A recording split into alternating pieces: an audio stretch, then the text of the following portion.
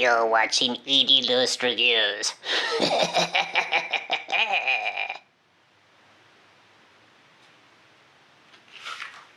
It's just me.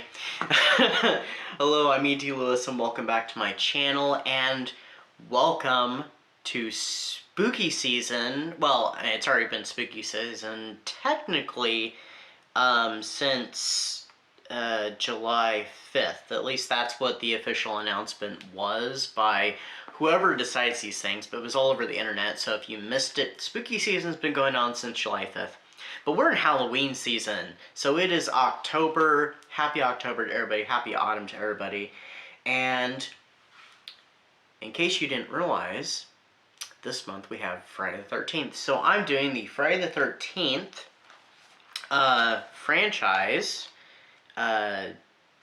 tag. Now, I was not tagged to do this, and this tag is a little old, but I had recently seen it like some weeks ago. It popped up on my feed here on YouTube, and I saw Lydia Peever do it, and I thought, you know what? I'm going to do that. That'll be perfect. And another tag that is kind of old, I'm going to be bringing back very soon. That's a few years old as well. And but that'll be coming up in probably a couple weeks.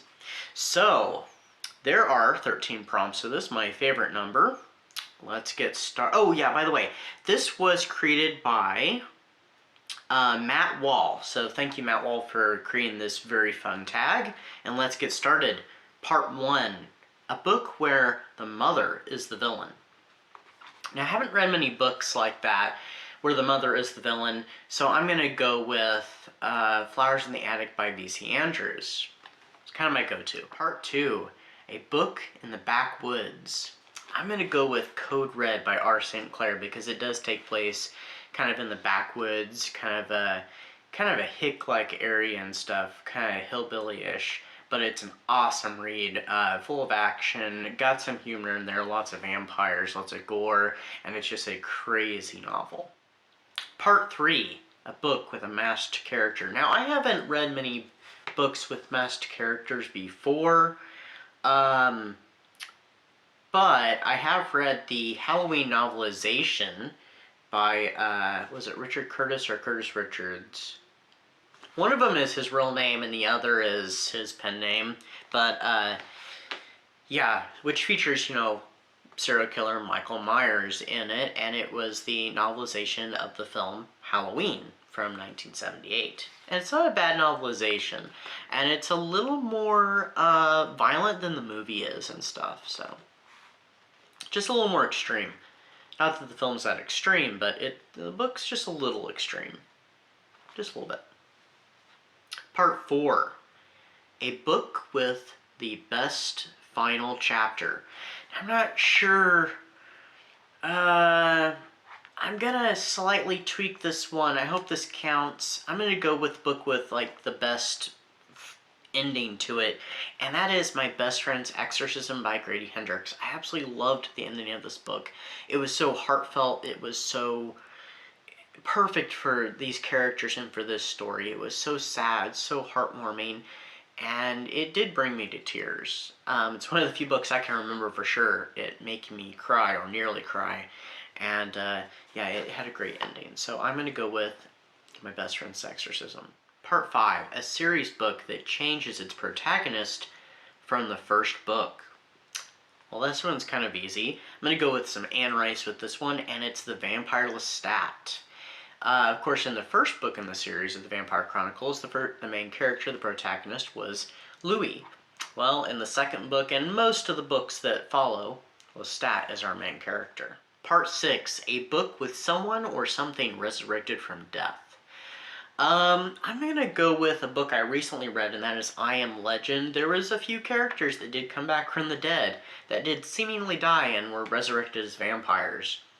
With the vampire plague that was going on in that book. So,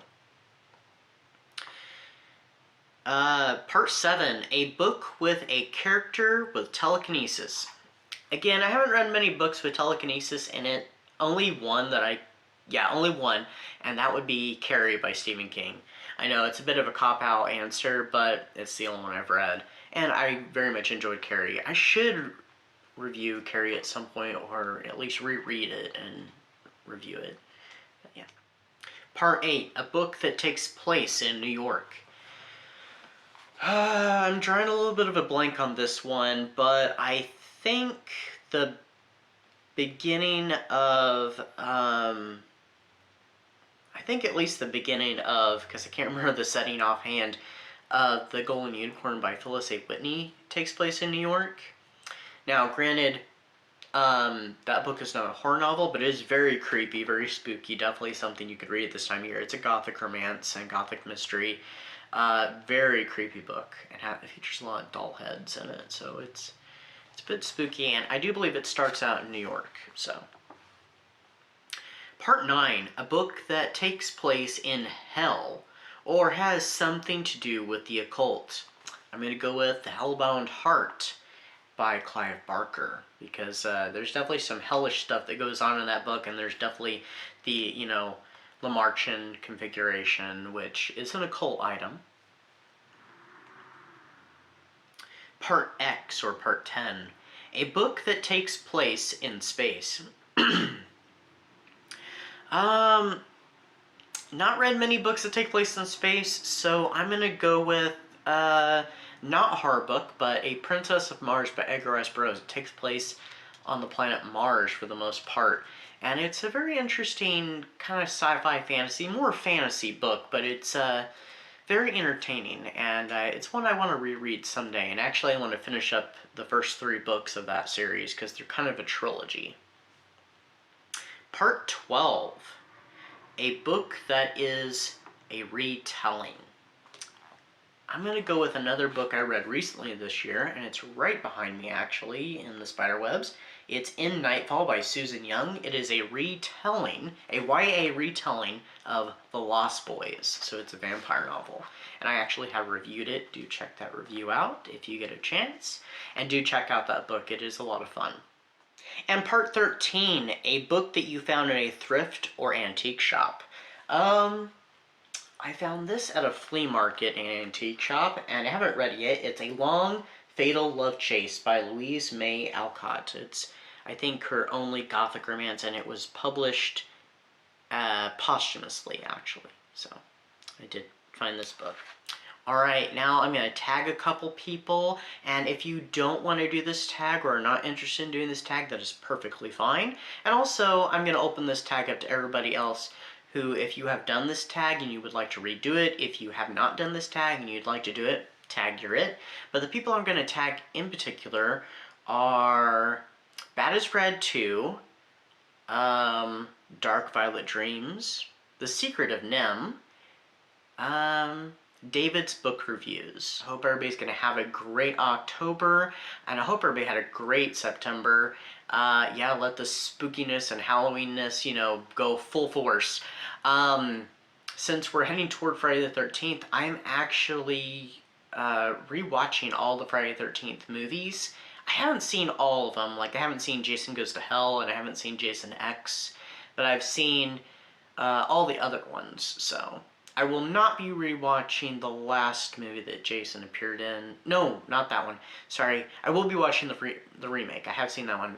The one before that, the one where he crossed over with another horror character, because I'm just not a big fan of that movie. And if you are, that's okay. But I'm just not, personally. Well, anyway, stay safe, stay spooky, and until next time, happy Halloween.